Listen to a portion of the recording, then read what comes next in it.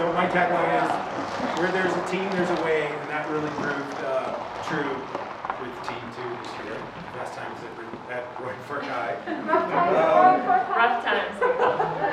We've come a long way to the finish line on this journey. And Team 2 has really had to persevere and overcome huge challenges this year. First of all, we all overcame the COVID-19 challenge. We were meeting in person in September. Now we went through Zoom, and now we're back together, thank God, for the finish line. It was really challenging for our team to get on the same schedule and on the same page. We had a few team members who actually got COVID during this 8 months. So, you all right? Yeah, I'm good. Is the wife okay? I was just going to the bathroom. I thought we had a break before. Microphone. Changing my innards for cold. So some of our team members came down with COVID. They all made it through, thank goodness. We also had a little difficulty with our team sponsor, and our project liaison was getting a little frustrated with those challenges, but we overcame that. Some of us stepped up to the plate and took on that liaison role. Also, our liaison had a medical emergency during a couple months ago, where he had to leave kind of our team, not being present, and go back and live with his parents. Anyways, some other team members are on vacation right now, so long story short, we've overcome a lot of challenges. We persevered and we got through our project. So I think we should probably play the video now. Yeah, I just wanted to add one last thing, is that during our project, I would say midway through in the winter months, there were some changes happening. So we were Roaring Fork High School, and at first it looked super cut and dry, right? And it was like we wanted it because it looked so concrete. We were like, yes, and that was our first choice, and we had all of the justification for that. We went through the whole process, but we didn't think we'd get it because we thought all of you would choose that one. So we were thrilled when we got it, and then it was so interesting how we were challenged every step of the way. And then over the winter months, the leadership situation changed at the school, so the investment in the program that we were trying to create was disappearing with each week. And so we were really just working with, let's at least bring this into fruition for each other and to hold it. We wanted to be accountable. Sure. But anyway, so the circumstances of the project changed frequently. So just wanted to add that in. Good point. Okay. Good morning, Roaring Fork High School. We hope you're happy to be here today, but most importantly, we hope you're happy. My name is Greg Boyle, and I'm the Airport Facilities Manager for the Aspen-Picken County Airport. We'll hear from 7 leaders today. We are Fast Times at Roaring Fork High. We are a group of 7 local leaders in your community that were chosen to be part of the 2021 Roaring Fork Leadership Academy. Roaring Fork Leadership is a local nonprofit organization that hosts a yearly academy with the goal of enhancing local leaders' abilities by applying the skills of consciousness, emotional intelligence, integrity, trust, collaboration, communication, innovation, leading change, civic engagement, public speaking, decision-making, and effective team building. Part of our journey with RFL includes taking on this civil project presented to us by your principal, who cares so much about you and your future that she has asked us to talk to you about what leadership means to us, with the hopes that it can spark interest for all of you to want to become the leaders you all have the potential to be, and that is why you were invited here today. Hello, my name is Jonathan Feldman, and I work at Alpine Bank. I wanted to share with you my ideas about what it means to be a leader. I bet a lot of you have an idea of a leader in your head right now, and for me, that image was always someone you might see in movies, convincing people to follow him. But as I get older, I realize there are many different kinds of leaders, and anyone can be one. To me, a leader is someone you can look up to, a person who has your best interest at heart, and someone who genuinely cares about doing the right thing. Now, don't get me wrong, everyone has flaws, and not everyone who is a leader will do these things all the time.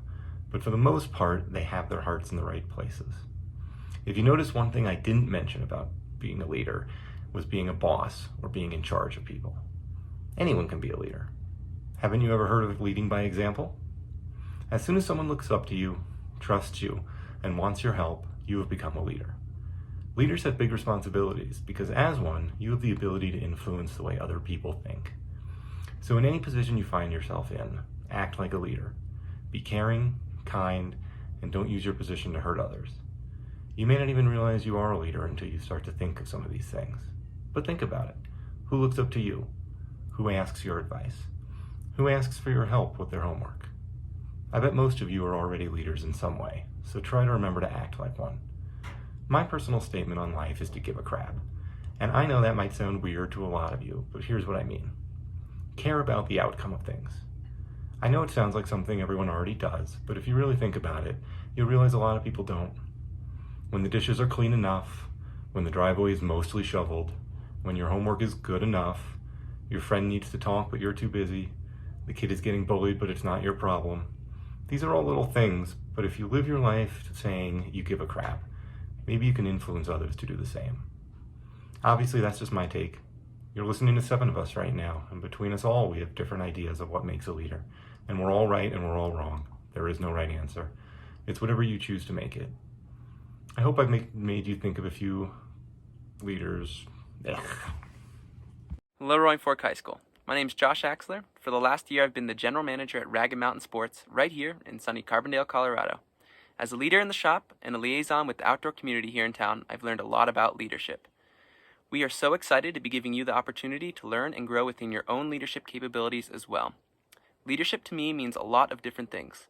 Sometimes you have to compromise so you leave everyone happy. Sometimes you have to make challenging executive decisions so everything is finished on time. Sometimes you have to manage or deal with an unruly person. And other times, leading by example is the most effective route to success. All the aforementioned items don't mean you need to be a manager or a higher up in your place of work. You can apply these skills in school, in life, and at home. Being a leader means so much more than just having a title. You all possess these skills to lead and learn and grow, and there are so many resources around you right now that are here to help. Your peers, your teachers, your parents, and so many more members of the community. I hope you all enjoy this very special morning. We are so grateful that we get to share it with you. Thanks. Hi everyone, good morning. Welcome to our presentation on leadership. My name is Hank Hayes. I'm a senior property manager with the Romero Group. When I think of some of the most impactful leaders in my life, I feel they all have the following qualities. They lead from the front, and they're not afraid to roll up their sleeves or get dirty when it is needed. They always have your back, and they never throw you under the bus, at least not in public. They understand that we all make mistakes, and hopefully we learn from these. They're there to offer help, or coaching, or advice. You just have to ask for their help. Finally, they set clear goals and expectations, and they are pros at moving their teams toward reaching the desired outcomes and achieving these goals. Hopefully you will be fortunate enough to work with a great leader in your life, one that will inspire you, instill confidence in you, and one that will take you under his or her wings during your life's journey. My name is Michelle Skagan, and to me, leadership is about knowing who you are and owning it. Who we are at a given time is a combination of our inherent gifts and the life experiences, both good and bad, that shape who we are. We spend so much time in our lives trying to fit in, and it can feel like there are confusing rules to a game. It's when we figure out that being true to ourselves is the way to become a natural leader, that we realize it's not about fitting in, but where we fit. In my work as an educator, both in the classroom and in the field, I have found certain leaders to have inspiring characteristics. I have found these leaders among groups of students, in communities facing pressing problems, in family units, both in our community and in poverty-stricken villages around the world, and on the playground down the street. Leaders are open and honest about their weaknesses and are not afraid to ask for help. They invite and value multiple perspectives. They make people around them feel welcome and at ease through vulnerability and authenticity. They know what their strengths are and build on them, while leaning on others who have different strengths. Leaders aren't necessarily the decision makers or the trend setters. They're the ones who inspire us to grow, learn from mistakes, and step forward into our power, allowing more and more people to realize their highest potential. Hey everyone, I'm Gardner Morrow. I'm a general manager with Four Mountain Sports and Aspen Skiing Company. And what is leadership? What makes a good leader? Well, I'm still trying to figure that out, working on it. That's why I'm a part of this Roaring Fork leadership opportunity and super excited to pass it on to you guys and hopefully start your learning paths much sooner than I started. But what I see each day is someone who is respectful, willing to be vulnerable, a good communicator, a good listener, someone who leads by example, someone who prioritizes building trust within their teams, and I think most importantly, someone who stays true to themselves, not trying to be somebody that they're not. Hey guys, my name's Emily, and I'm a physician assistant with Mountain Family Health Centers in Basalt. To me, being a leader simply means being yourself. It means using the gifts and talents you've been given to better yourself and the world around you. It also means seeing the potential in others and helping to develop that potential. Being a leader takes courage and vulnerability, and both of these things require a lot of practice. You don't need letters behind your name, you don't need a fancy office, and you don't need a title to be a leader. In fact, some of the most influential leaders in history didn't have any credentials. You can be a leader right where you are, in your school, on your sports teams, in your communities, and in your home. Remember, who you are is how you lead. So be you, because the world needs your unique leadership.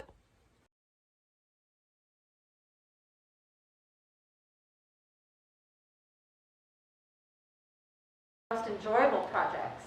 Filming ourselves at home or at work, doing it like 36 times, and rehearsing, and then but then there was this fire coming, we had to get it done, right? But we all felt very vulnerable during that project. The idea was because we had so few of us at the actual project site, that we were recording ourselves so that they had an idea of who was representing the project. To be a leader. So initially when we started this project, we had really high hopes for what this was going to look like. So our initial scope was that we were going to do this half day or all day luncheon where there were going to be activities and presentations, and we were going to get speakers to come from the community. And the other piece of the project was that we were going to develop a leadership curriculum for the teachers to use and crew the following in years to come. However, with COVID and meeting restrictions and stuff, and just realistically, things started to narrow down. We also had some communication mishaps that we really, I feel like, came together as a team. Michelle, for the month of, I think, March, really stepped up and said, all right, let's get this figured out. Let's talk to our liaison, have our liaison talk to our sponsor. And so what ultimately ended up happening is we had a breakfast before school that lasted an hour and a half-ish. And ultimately, I was not a part of that, but ultimately, I think it was a success. And one big part of the success of the project is Lynn, who is the principal of the high school, is what we would now call a preacher of hope. She's a really incredible person, and she sat down with us and spoke to us about the future of leadership at the high school. And it does sound like they have some things in place moving forward to next year where that might be a part of an option for a leadership club almost next year. So I don't think that anything was lost. I think this was a really impactful project. even though the scope wasn't what we had intended it to be when we started. Right, and I think back in October, when we started forming our groups and figuring out what the projects were, it is easy to go to that idealistic, like, we're gonna change the world with this project, and we're gonna change the culture at the school. And I think that it was such a valuable experience to understand, like, when you're dealing with a system, like a school system, it's not just that isolated high school, it's the whole district, and there has to be buy-in, and that takes a long time. And I think through the work we did, understanding who the stakeholders are, that can be a years-long process. And I think that we were able to sort of scale back the scope with self-forgiveness and just do what we could and know that planting a seed is the first step. And that's what we did versus like, hey, I know you already have like 50 curriculums and you work your brains out plus weekends plus all summer, but we have a better thing. That felt really arrogant. So we really pulled back and just decided to let Lynn guide us given her limitations as the school was going through some transitions. So I think we were successful in planting a seed, right? Exactly. Yeah, and every single person, like, we were pretty well gelled, but then there were people travel during the off season, or that's the only opportunity for a vacation. And then of course things happen in real life. But I felt like every single person, without every person on our team, this wouldn't have been possible because everyone played a pivotal role. And I think it helped that we had some great food for the students. We gave them some great swag, and they really enjoyed their time. We played some leadership games. That Zoom game where you put the pictures on the floor and you got to figure it out. They really enjoyed all this stuff. So overall, it was very successful. Yeah, so let's see. Practicing our leadership. Oh, are you holding it? Yeah. Oh, okay. Breakfast. Right. So we got breakfast. Showed our video, which was uncomfortable. That was your word? Yeah, that was really yucky. Yes. Played some High leadership schoolers, like, you're games. already not cool because you're an adult, but then like. They're like, whatever, boomer.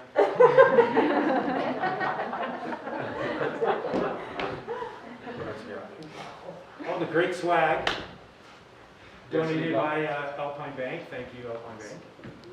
Water bottles, Water bottle. aluminum straws, stickers, what else? I don't remember. You got a lot of it. Oh, the earbuds.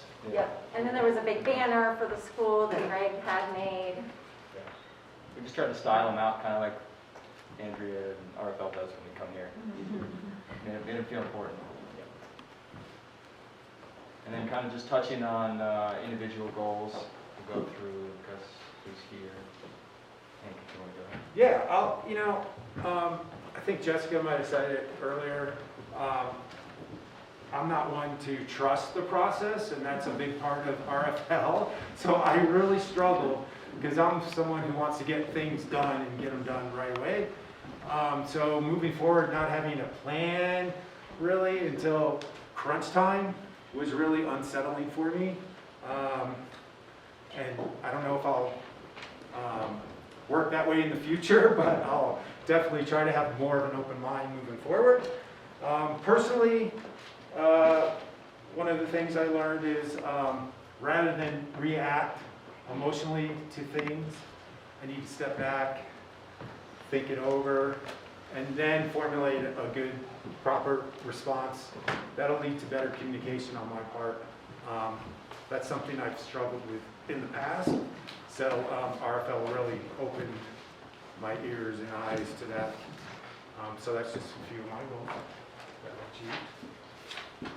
So I have goals up there, and when I wrote those, I think I don't know, I think I need to look back at this year and really own the fact that I was in a period of languishing, and the New York Times just put out an article about that. Like, I truly, once COVID hit, and then I was home with my kids, and then figuring out how to work, and no camps, no grandparents all summer. So, like, I applied for Roaring Fork Leadership, having no idea what the year was going to look like. And it was languishing. I was in a really, really dark space for a long time. And my job, what I was noticing was that in the face of COVID, my organization it didn't have the right leadership in place to meet it head on and to innovate. And so our dysfunction was under a spotlight moving, and so that contributed to languishing. Also that I was fairly underemployed, always like, gotta be employed for my children, gotta do what's best for the children. So these goals, let's see, the impact, I mean, I guess they're sort of relevant, put it out there, but that was kind of where I was when my job was looking more and more undesirable. And then I lost my job in November, and then I was in this like liminal space.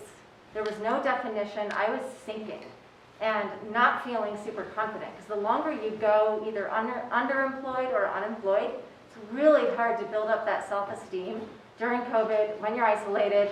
There's no yoga studio, there are no girls' nights out, like there wasn't any way to get feedback. So I was just in my head. So I have to look at this, and it's kind of irrelevant, but the goals I think really showed up. I think RFL really saved me, because one thing that I was living for was my team. And of course, I really liked the pizza and beer at our first meeting, but then once that was done, and we had to meet on Zoom, I just felt like somehow our coaches set up a space for us to create a culture within us that was all about relationship building. And so I felt like no matter what happened with our project, and by the way, I hated the project. Like, the Civic project was the worst part of running for leadership. I really hated it. Like, I hoped it would go away. I hoped it would go away. But I loved the team, and I looked forward to any time we got to come together. And the longer we've gone with more and more obstacles, it feels like the closer we became. And so what that has done is informed me in like how much I really need collaboration, how much I need people and like to work with people. I think Andrea mentioned it in her article, that we have great ideas in ourselves and our silos, but once you start collaborating, you can make magic happen. And that's what RFL really taught me. And so it really informed some of the decisions I went for some things that I wouldn't have gone for without the confidence that my team and this whole experience has given me. So that's that. I'm not languishing anymore. Yeah, like everyone's kind of touched on it. We talked about it a little bit this morning, just adaptability. That was kind of the story of our team, and like Michelle said, it was a pleasure to work with everybody. One of my goals, the third one is change the lens on RFL, just be present no matter what's going on outside. Show up and be there for everybody. And that was very difficult at times, but I think, I guess you guys can answer that better. I did a pretty good job with that, and I think everyone else did as well. It's easy to kind of check out and just say, oh, all these things are happening, get angry about it, and kind of brush it aside, but we all kind of just stuck with it, and it was rewarding. Another one of my goals, expressing my commitments and agreements in a clear, efficient manner. We spoke about it a little bit ago. For me, the emotional intelligence piece of RFL was really enlightening, and realizing how important it is for me to vocalize and recognize what I'm feeling at any given time, and how much that's just helped my communication and being clear. And if I am overwhelmed with something, like pushing the deadline, or just being able to communicate that. It's anxious and nervous, like, well, what do I say when they're done? And it kind of goes along with the third one of just being present. And